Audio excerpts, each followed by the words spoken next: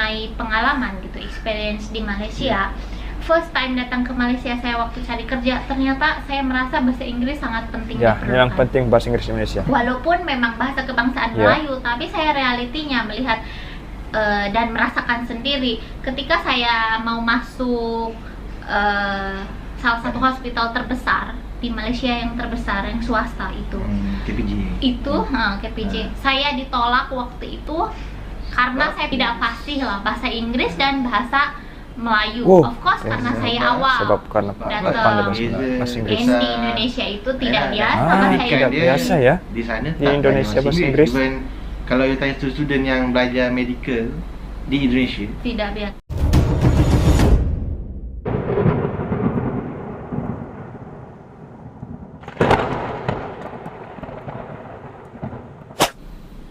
Bismillahirrahmanirrahim. Assalamualaikum warahmatullahi wabarakatuh. Alhamdulillahirrabbilalamin. Allahumma salli ala Muhammad wa ala ali Muhammad. Hai sahabat-sahabatku dan saudara-saudaraku dimanapun berada, apa kabar semuanya? Alhamdulillah, semoga sahabat dan saudara dimanapun berada dalam keadaan sihat walafiat, dijauhkan daripada mara bahaya dan dimudahkan segala urusannya serta dilancarkan rezekinya. Amin. Guys, pada video kali ini saya ingin mereaction satu video yang sangat mengedukasi dan menginspirasi. Ada satu wanita cantik daripada Indonesia yang pertama kali datang ke Malaysia, susah nak dapat kerja, susah nak masuk kerja sebab kurang fasih bahasa Inggris. Wah, nampaknya video ini perlu ditonton semua ya guys. Okey, tanpa menunggu lama, jom kita dengarkan cerita daripada seorang wanita cantik daripada Indonesia yang susah nak beradaptasi di Malaysia di awal kedatangannya sebab kurang fasih bahasa Inggris. Okey, tanpa menunggu lama, jom kita dengarkan ceritanya sama-sama. Salam Rigas Family. Semua yang diceritakan di sini berdasarkan pengalaman di keluarga kami ya. Okey. Jangan lupa subscribe and tekan tombol pengalaman gitu, experience di Malaysia. Okey, kita dengarkan First cerita time datang ke daripada Malaysia saya waktu cari kerja, ternyata saya merasa bahasa Inggris sangat penting diperlukan. Walaupun memang bahasa kebangsaan Melayu, tapi saya realitinya melihat dan merasakan sendiri ketika saya mau masuk salah satu hospital terbesar di Malaysia, yang terbesar, yang swasta itu. KPJ. KPJ. Saya ditolak waktu itu karena saya tidak fasih lah bahasa Inggris dan bahasa Melayu. Of course karena saya awal datang. Dan di Indonesia itu tidak biasa bahasa Inggris. Di sana tak belajar bahasa Inggris. Even kalau you tanya student yang belajar medical di Indonesia, tidak biasa. buku Greek Yunani itu yang bahasa medical Farmasi. bukan bahasa Inggris, bahasa Indonesia. Bahasa Indonesia banyaknya. Walaupun ada literatur dalam bahasa Inggris, tapi tetap seharian tuh lebih ke bahasa Indonesia. Jadi saya waktu itu merasa, oh my god, saya kehilangan peluang yang begitu besar karena saya tidak pandai bahasa Inggris. And I feel like, of course lah, sebagai manusia akan menjadi penting ini bahasa Inggris. And kedua, ketika saya sudah bekerja dan saya akhirnya menerima pekerjaan yang bisa dibilang level rendah apabila dibandingkan dengan experience saya waktu di Indonesia. Dulu saya sudah di level CEO. Oh, ini dia gambarnya guys, kerjanya ketika berada di Indonesia sebelum menikah. Nah ini setelah menikah di Indonesia. Saya susah mau exam Ya, untuk license farmasi farmasis juga, karena license farmasis di Kementerian Kesehatan Malaysia itu dalam bahasa Inggris guys, full bahasa Inggris. Ya. Oh, semuanya bahasa Inggris guys. Saya nak baca tentang.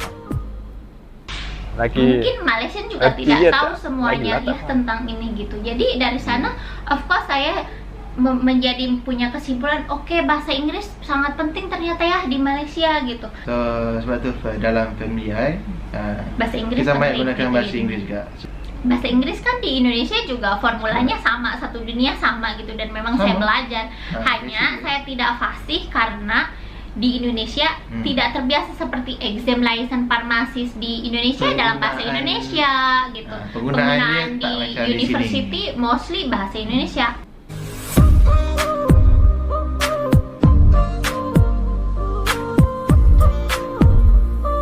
Oh, semuanya pakai bahasa Indonesia ya, Bahkan, bahasa Melayu. Sejujurnya orang Cina bahasa di Indonesia. Indonesia Tak ada tidak bahasa Inggris. tahu bahasa Cina pun, karena memang mostly ke bahasa Indonesia guys. Nah, kalau di Malaysia kan lain, bahkan dunia yang lebih ke profesional seperti bidang farmasi, arsitek, itu arsitek ya kalau di sini. Itu mostly meeting pun banyak ya dalam bahasa Inggris. Mami waktu itu pernah dengar meeting papi dalam bahasa Inggris, ketemu klien waktu itu. And then saya pun ternyata di dunia farmasi, exam license farmasi di KKM dalam bahasa Inggris. Bahkan ketika saya mau melamar ke hospital yang bagus gitu di Malaysia, karena waktu itu saya merasa oke, saya ada experience sebagai CEO dan sudah di level set up retail company farmasi. I mean, bolehlah saya ke hospital yang bagus gitu di Malaysia. Ternyata walaupun ilmu saya sudah thumbs up gitu, orang KPJ pun sampai call saya gitu karena melihat experience saya sudah di level CEO emang bagus. Jadi mereka tertarik lah untuk maybe jadi saling tukar pikiran kan tentang ilmu setup farmasi gitu, seperti itu. Tapi karena saya tidak fasih bahasa Inggris dan of course tidak fasih bahasa Melayu, karena saya first time sangat datang ke Malaysia, saya ditolak guys. Kesempatan itu saya hilang gitu. And I feel like di Malaysia lain ternyata konsep Tolak guys. bahasa atau penggunaan bahasa itu. Jadi ada tempat-tempat tertentu memang pentingnya bahasa memerlukan Inggris di bahasa Malaysia ya. Inggris.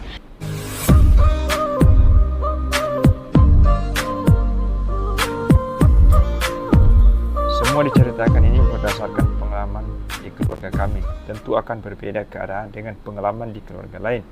Kami campur Jadi Indonesia, banyak yang komen juga Malaysia. kenapa Raisa tidak diajar bahasa Melayu, Dah kawin dengan orang Malaysia nih. atau bahasa Indonesia. Ada juga yang komen. Sebetulnya bukan tidak mau diajar guys, karena begini ceritanya.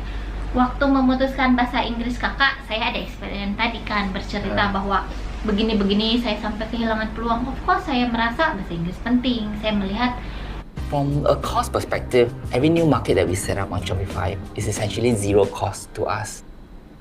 situation suami juga kalau meeting nih bahasa Inggris. And kedua, yaitu sebagai bahasa perantara untuk Sekarang menetralkan.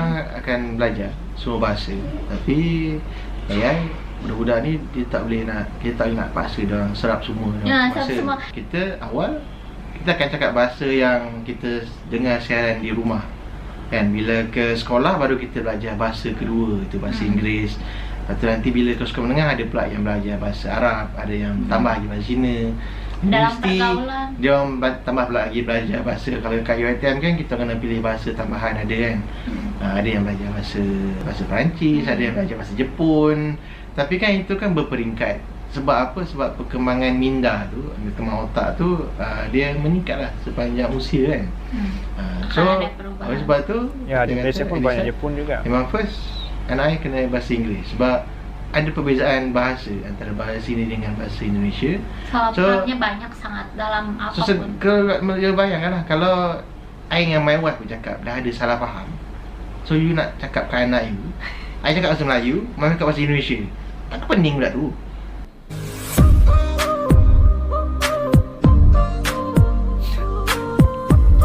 Memang tak jumpa lah. Oh, sure. First, itu dah jadinya first bahasa Inggeris dahulu. Karena ada Belajar kesamaan bahasa formula. And Mami Indonesia pernah dan belajar kalau bahasa bahasa Inggris Malaysia di Indonesia. boleh lah. Jadi pahamlah formula basic tuh. Yes. Lain dengan Then, bahasa Melayu kan Melayu, Mami so, tidak next belajar di is Indonesia. bahasa Melayu. Lepas tu baru dia belajar bahasa Indonesia. Sebab you nak belajar bahasa pun you kena berada di dalam kelompok bahasa tu, baru you cepat dan you tak pening. Contoh macam waktu kan Mami balik sana sebulan kan, bawa anak-anak kan. Raisa terus dia Terus? banyak bahasa Indonesia yang dia Tiba-tiba serap. pagi Pening. dia serap. Sudah pagi. Sudah pagi. Mana ayam Cakap katanya.